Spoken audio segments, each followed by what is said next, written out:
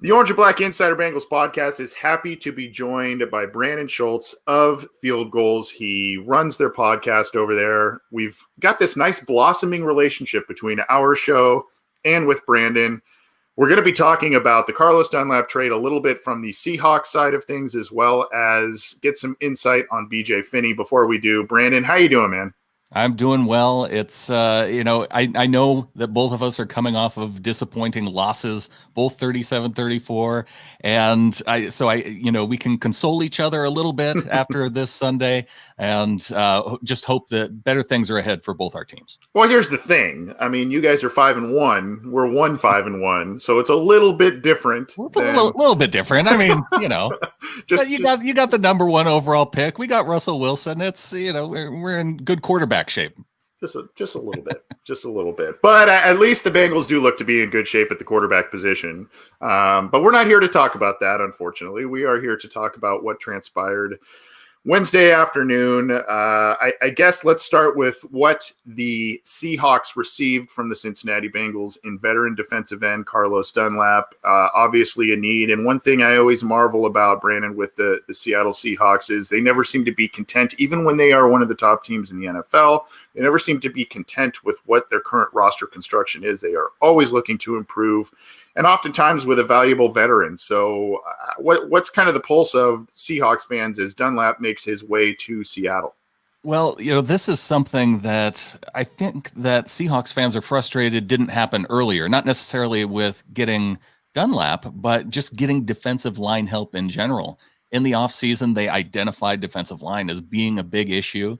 They went out, they signed Bruce Irvin to come back to the team, but he mainly plays strong side linebacker, but he does have a history of sacking the quarterback. So there was the hope there. They signed Benson Mayowa in the offseason, not a top name defensive line talent, but at least somebody that can come in and provide production. And he's been the most productive pass rusher to this point this season. There was some hope that Jadeveon Clowney would come back in the offseason. He wanted too much money. He ends up going to the Titans late in the offseason when it was kind of, every other move had been made. Everson Griffin had signed with the Cowboys. All the other free agents had come off the books. And really, Clowney was the only guy that was left. And for him not to come back to Seattle, it really, I think, it changed their offseason plans entirely of what they were looking to do along the defensive line. And we saw Rasheem Green go down early, who was a former third-round pick who is kind of coming into his third year, so a lot of expectations there. They signed they drafted Darrell Taylor in the second round, traded up to get him. He's been injured, so there just a lot of injuries at the position. Bruce Irvin goes down to injury, so they're really stuck just having to find a way to make moves. And then for Carlos Dunlap to become available after seeing Everson Griffin then traded to the Detroit Lions, I think this was one of the best moves out there that was available. And I think Seahawks fans couldn't be happier with what they had to give up to get a guy like Dunlap. Yeah, we'll talk about that in just a second. Do you see Dunlap being a starter right away or just kind of a heavy rotator right away? He's a guy, by the way, that he plays edge, but he has kicked inside on passing downs, and he can do, some multiple things there. But is this a guy you see seeing heavy snaps right away based on what you're talking about with the injuries and everything on the defensive line? I think so. It will depend on Rasheem Green is supposed to be back this week, and they kind of have similar body type and play similar positions. So I think but he's coming back from a neck injury. So those can be serious, and you never really know how somebody's going to respond from that. So I think that will depend a lot on how this rotation ends up going. It's I know we won't see him for this 49ers game coming up this Sunday, but he could be helpful to have against Josh Allen and the Bills next week. Any concern?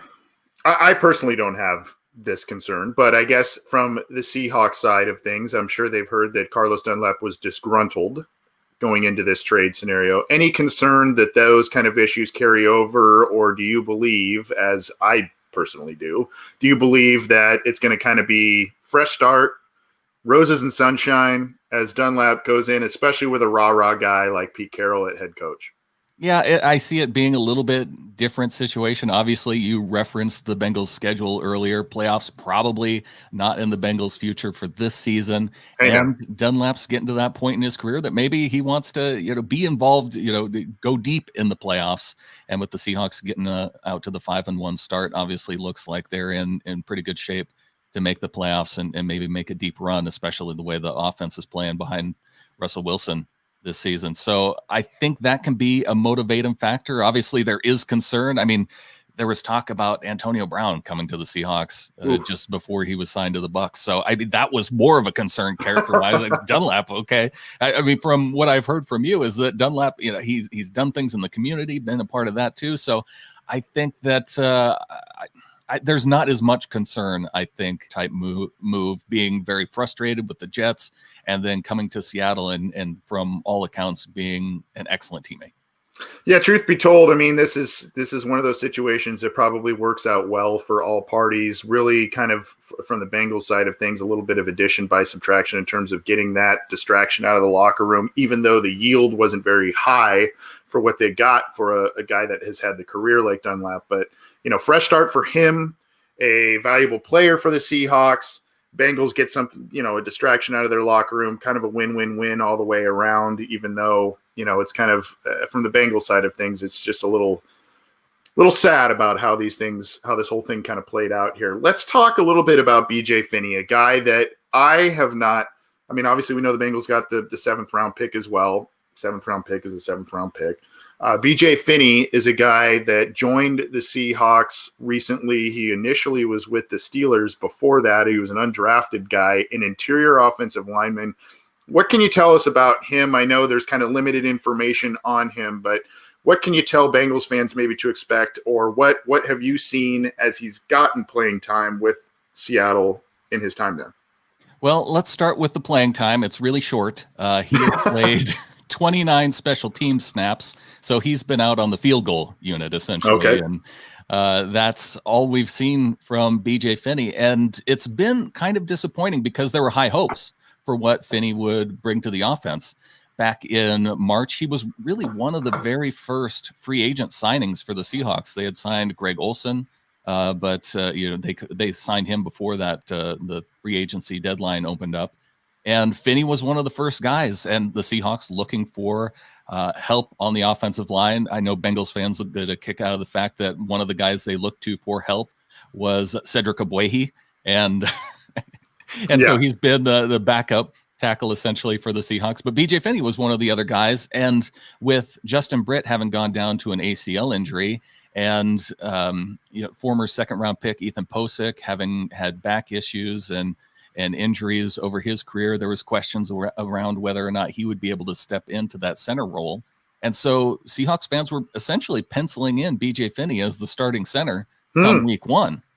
And that never materialized. In fact, when training camp rolled around and we're starting to get word out of training camp of the number of snaps and first team, second team type guys, it was Ethan Posick as the number 1 guy, and BJ Finney was all the way at the 3rd guy who was getting snaps at center in training camp. So that was a huge surprise to hear that. He was a 2-year, $8 million acquisition. I think they did have the ability to cut him after 1 year for around $4 million. So I think this move was primarily to open up salary cap space to make the Dunbar move possible. And I think the Seahawks are even still going to have to make some salary cap restructuring to make that move fit within their salary cap, because they were the lowest out of all 32 NFL teams with about $1.5 million of cap space going into this move. From what I understand, Finney, his deal was, I think, like you said, was a 2-year deal, and I think that 2nd year was kind of an option type of right. year where a team can kind of get out of that, or they can keep it for another $4 million. And right now the Bengals' offensive line is a little bit battered. They had what equated to 4 backup offensive linemen playing at one point in the game last week. And the one guy who was the day 1 starter, Mike Jordan, was a guy who's kind of been a little bit up and down this year himself. So, I think with some questions along the offensive line, particularly along the interior of the offensive line, this acquisition makes sense for the Bengals. Was it in your estimation, because I think there are some similarities and some differences in terms of the schemes that the Seahawks run and the Steelers run. Obviously, much different quarterbacks between Big Ben and Russell Wilson back there. But, was it a scheme fit issue with Finney with the Seahawks as opposed to, being a guy with the Steelers, and maybe the Bengals can get back to mining some gold out of this player, or is it just he's just a guy with a kind of a low ceiling at this point? I got the impression that it was more of a learning the playbook type issue, and there was the idea that he could play left guard, but then Mike Iupati, who's also coming off ACL injury, I think, but he was able to come back and re-sign with the Seahawks and start at left guard. And then the depth that the Seahawks have at guard helped make this trade possible too, because they've had just so many guys who I think are very close at that backup type starter level to play at guard. And so I just know when this trade happened, Seahawks fans were excited.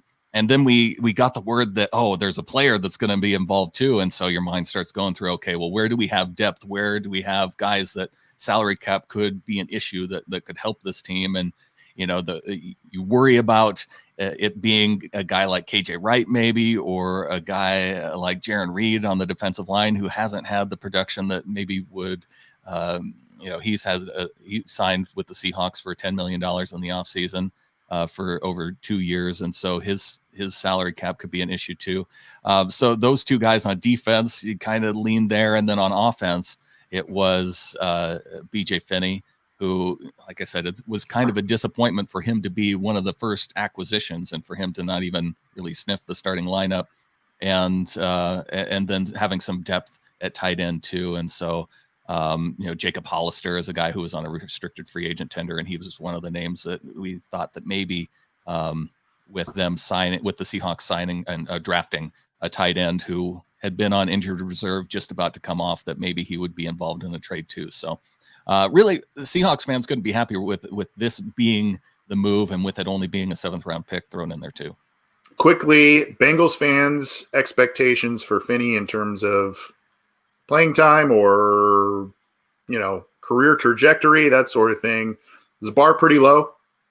I would say that, well, I think it has to be pretty low, but I think you look back to some of his time in Pittsburgh and the time where he was filling in at guard and center, and I think there is the hope that he could be a potential, the average starter, not going to be anything spectacular, but that's what Seahawks fans were expecting out of him, and I don't see any reason necessarily to expect any less than, potential borderline starter at either center or guard. He's Brandan Schulze with Field Goals, the SB Nation Seattle Seahawks site, and he runs their podcast over there. Brandan, where can people find your work, get in touch with you, and check out everything that is going on with the Seahawks, and maybe even a little bit on keeping an eye on Carlos Dunlap? Yeah, hop on over, fieldgoals.com. You can subscribe to this show, your show, Anthony, sbnation.com/NFL podcasts. Well, thanks for coming on, Brandan. And for our listeners, I've told Brandan this a couple of times now. For our listeners, if you like joining us live, if you like the video component and all of that of our show, Brandan is the guy I have to personally thank, because last year we were having trouble trying to find a recording software, and Brandan was the guy as we were going into preview week 1 against the Seahawks. Brandan was the guy who pointed me to StreamYard that has kind of changed the whole show. So, Brandan, I want to personally thank you, and I'm sure our listeners thank you as well. Yes, Anthony, glad I could make that happen. Appreciate you having me on. I'll do it anytime. All right, stay well, my man. You too.